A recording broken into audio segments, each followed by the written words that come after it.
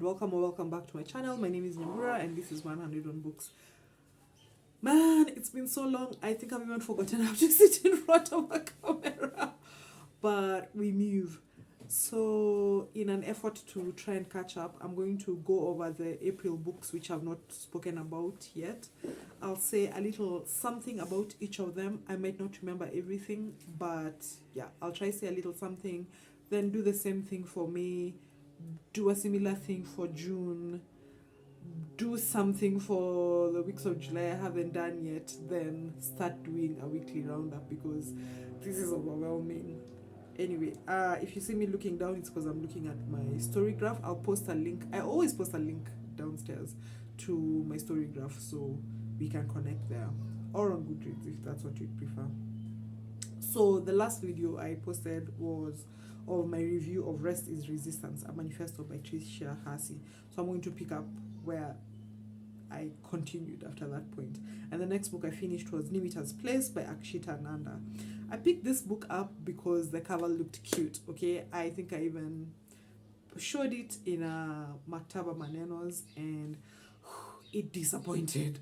Okay, so it follows two timelines. There is the grandmother in the story who is coming of age and is a young bride and so on during the time of partition in India. And then the other character, the other timeline is her granddaughter who is trying to make a life for herself and to assert herself and her personhood in the face of numerous demands that she gets married and is living in Singapore, where it turns out there is a not insignificant Indian diaspora. The reason this book did not give me what I thought it was going to give is because I felt like it was steeped in a lot of prejudice, and it's okay for characters to be prejudiced. Like, we've read racist characters, we've read tribalist characters, and so on and so forth. So basically characters who are ethnocentric in one way or another, but it's something for it to not be questioned on the page. And that's what was happening here. Like, it just was not being questioned on the page. Like, they just say really vile things about, say, Pakistanis or Muslims generally, and everybody will just skip on. But there was also what I found to be often an unexamined, like, class and caste structure going on that I've found in more than one Indian book that just does not sit right with me, and that's something for me to consider going forward if this is something I want to keep experiencing, just so that I can read books set in India. The next book was August Osage County, and it's by Tracy Letts. It's a play by Tracy Letts, and I picked this up after a rewatch of the film that is based on the play. This play is even more chaotic, if you can believe it, than the film. So in this play, we're following a family of three daughters and their mom in the wake of their father being found dead, and the family is unraveling. It was never really functional to begin with, but the dysfunction is really coming to the fore and hijinks ensue. I found out after I had read this, or when I picked this up, that it had won the Pulitzer Prize, and then I thought to myself, why not try start a Pulitzer prize winning play project in the way Greg over at Supposedly Fun has a Pulitzer Prize winning novel project. So it's still something I'm thinking about.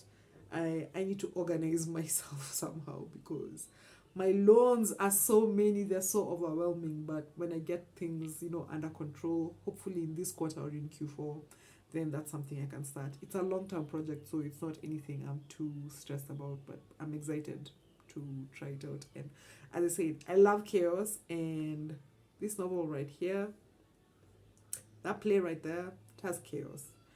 Next was Welcome to Lagos by Chibundu Onuzo, which I did hybrid read of. I kept renewing this book for some reason, but when I got into it, I really got into it. So we're following this ensemble of characters as they come to Lagos from different parts of Nigeria and or live in Lagos as they are you okay back there? As they experience the city in a variety of ways. The city tests them, it tempts them, it tries them, and I enjoyed every single bit of it. As I said, I don't know why it took me so long to get into it, but once I did, it was quite enjoyable. Next is How to Keep House While Drowning, a gentle, sorry, I'm looking down at my screen, a gentle approach to cleaning and organizing by Casey Davis. There is a TED talk that Casey Davis gave. I'm going to post a link downstairs that really made me want to pick up this book. And then I might have mentioned this in a previous Maktaba Manenos.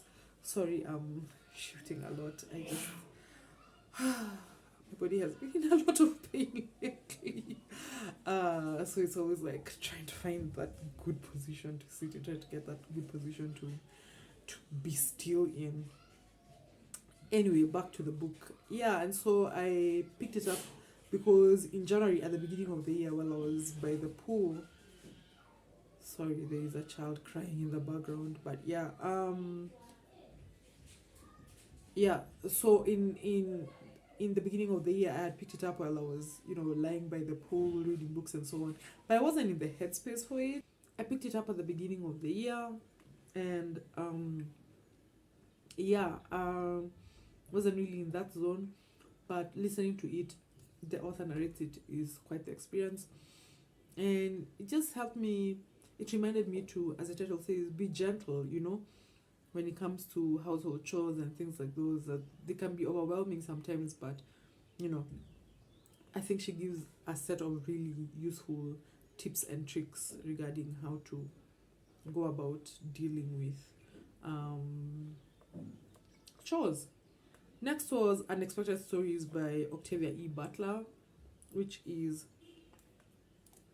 2 stories collected that have previously not been in any other book or whatever, and this completes my Octavia E. Butler reading, other than maybe stories I might not have read that have not been in a book. And I enjoyed these stories. They were very Butler-esque, there's no other way to put it. They're really, like, as always, commentaries on society, on gender, on relationships and so on power, and I really, really enjoyed them.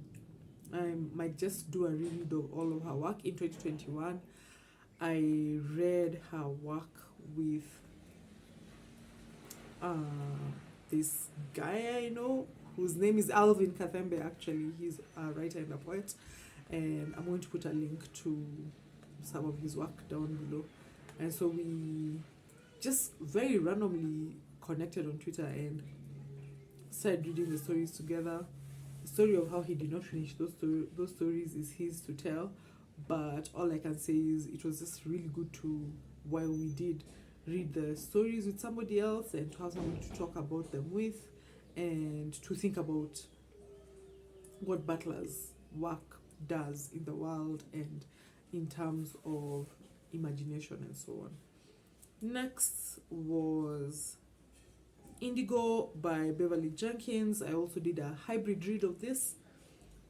It was the Bubble Book Club pick for February, but I didn't read it till April clearly. And in it we follow these 2 characters, one who is conductor on the, I think that's a word, on the Underground Railroad, and a woman who is a freed slave whose father was born free and then sold himself into slavery so that he would be with the woman he loved. And so we see them fall in love. It's a historical romance. Maybe I should have pointed this out. It's a historical romance. And we see them fall in love and navigate this life that comes with being free, being black, being of mixed heritage and colorism and all of those things. And it was just really beautifully handled. I get why people love Miss Beverly, and I intend to pick up more of her work in the future, definitely. The next book I finished was Teen Couple Have Fun Outdoors by Aravind Jayan. This book is a pure chaos, so you can tell I loved it. In it, we have a young man who is telling the story of the aftermath of his brother being caught on camera having a physical interaction of a sexual nature with his girlfriend, and the fallout in his family, in the girl's family, and sort of his position in it. There's something about Indian literature, but this hit different from Nivitas Place. I think because it was people of a certain class. They don't have a bunch of servants around. They are celebrating buying a second-hand car and so on and so forth. They felt very familiar, a bit like a family of a certain class here in Kenya, and I think that familiarity was part of it. But there was also a very particular morality or like moral context in which this drama was playing out that was particular to India, that was gripping to witness.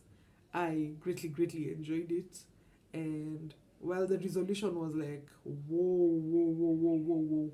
I mean, I think it was interesting seeing a book that felt so modern and so of our time, set in India. Next was Grease Bats by Archie Bongiovanni. I suspect I heard about this book via Lindy over at Lindy's Magpie Reads, but I don't want to assume it was. Honestly, I've lost track and I need to do a better job of keeping track of how I find out about books. But yeah, so this is a collection of comic strips that follows this group of friends as they navigate life in a rapidly gentrifying city. They are working, retail jobs, low wage jobs, etc. And they're also, sometimes coming to terms with their queerness, living out their queerness, navigating their relationships with people who may not necessarily have accepted them, who they may be out to but who have not necessarily accepted them. For instance, there's a character who is repeatedly misgendered, and they have these moments when they're like, stop that, But also, there are times when they have to make these hard choices, as does everybody who is marginalized. Like, there's no ethical consumption under capitalism, there's no ethical XYZ under capitalism. And so sometimes, every so often, one has to ask themselves, like, do I want to keep this job that might misgender me but which helps me pay the bills, or do I want to be in an environment where I am,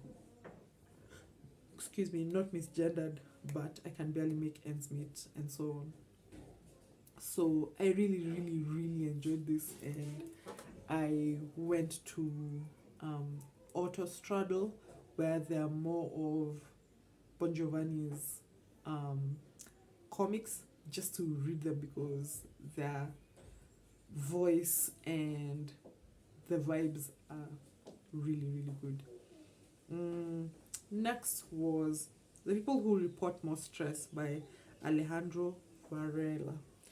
This, I'm going to post below a really interesting and short interview that the author had with another booktuber whose name is escaping me right now. But I picked this book up because I enjoyed his first book, The Town of Babylon.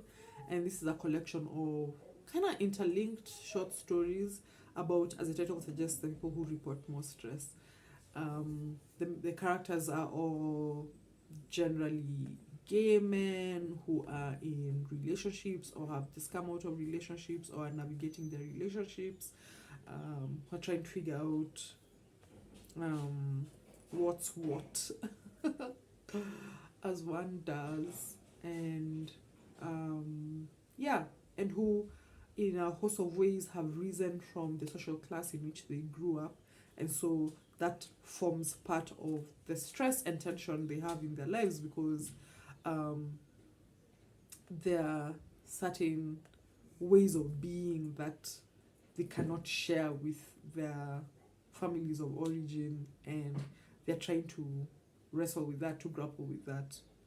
I did not really, I can't say I enjoyed this as much as I did The Town of Babylon. While I was immersed in the stories as I read them and I found the stories quite propulsive, there's nothing that has stayed with me since, which is maybe one of the few good things about talking about books way afterwards, just having that separation, that remove, so to speak, so one can be able to speak about how they truly felt about a book, or whether a book has stayed with them, which in this case, not really, but the writing is fantastic. The last book I finished in April was Maybe You Should Talk to Someone, a therapist, her therapist, and Our Lives Revealed by Laurie Gottlieb, which follows, I mean, it's really what it says on the tin. So Laurie Gottlieb is a therapist. She had this breakup that for her came out of left field. So she started seeing a therapist. And during this time, she's also seeing some clients.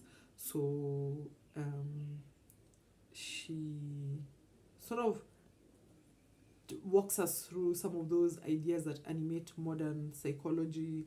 It's part memoir, part psych, pop psych, part